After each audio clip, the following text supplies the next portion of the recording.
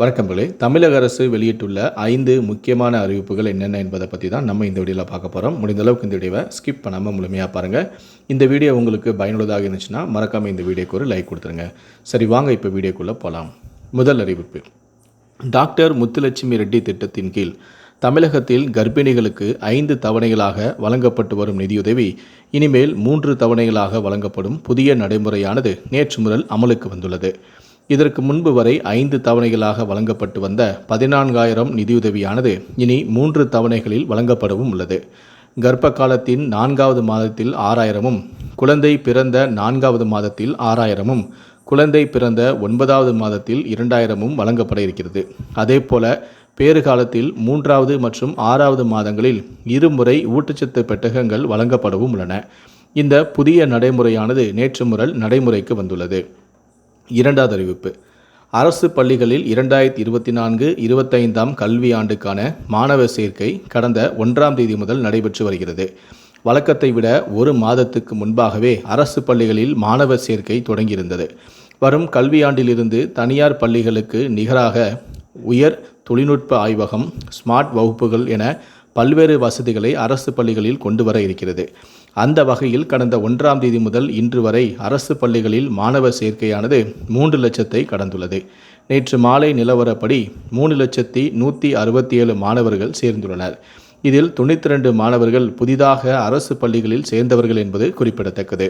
வருகிற 30ஆம் தேதி வரை மாணவர் சேர்க்கை நடக்கும் நிலையில் பள்ளி கல்வித்துறையின் இலக்கான 5 லட்சத்தை எட்டிவிடும் என்று அதிகாரிகள் தெரிவித்திருக்கிறார்கள். மூன்றாவது அறிவிப்பு. தமிழ்நாட்டில் அடுத்த 5 நாட்களுக்கு 106 டிகிரி ஃபாரன்ஹீட் வெயில் சுட்டரிக்கும் எனவும், தென் தமிழகத்தில் இன்று லேசான முதல் மிதமான மழைக்கு வாய்ப்புள்ளது எனவும் சென்னை வானிலை ஆய்வு மையம் தெரிவித்துள்ளது.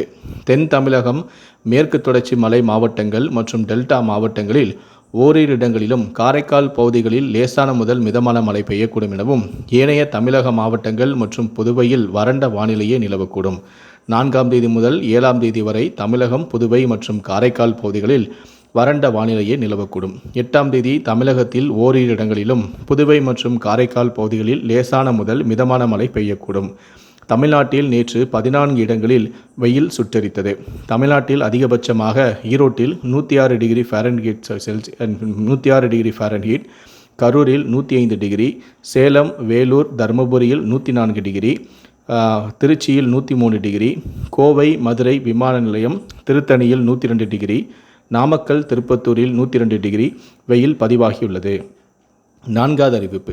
JEE 2ஆம் கட்ட முதன்மை தேர்வுக்கான ஹால் டிக்கெட் தேசிய தேர்வர்கள் முகமை வெளியிட்டுள்ளது. 2024ஆம் ஆண்டுக்கான JEE 2ஆம் கட்ட முதன்மை தேர்வு வரும் 4ஆம் தேதி முதல் 12ஆம் தேதி வரை நடைபெறும் நிலையில் தேர்வுக்கான ஹால் டிக்கெட்டை தேசிய தேர்வர்கள் முகமை வெளியிட்டுள்ளது. தேர்வர்கள் JEE-main.nta.ac.in என்ற இணையதள பக்கத்திற்கு சென்று ஹால் டிக்கெட்டை பதிவிறக்கம் செய்தும் கொள்ளலாம். கூடுதல் தகவல்களுக்கு 011-4075-9000 என்ற தொலைபேசி எண்ணுக்கு நீங்கள் தொடர்பு கொள்ளலாம் எனவும் கூறப்பட்டுள்ளது. கடைசியாக 5வது அறிவிப்பு. சென்னை மெட்ரோ ரயில் நிறுவனத்தின் தானியங்கி கட்டண வசூல் முறையில் தொழில்நுட்ப கோளாறு ஏற்பட்டது.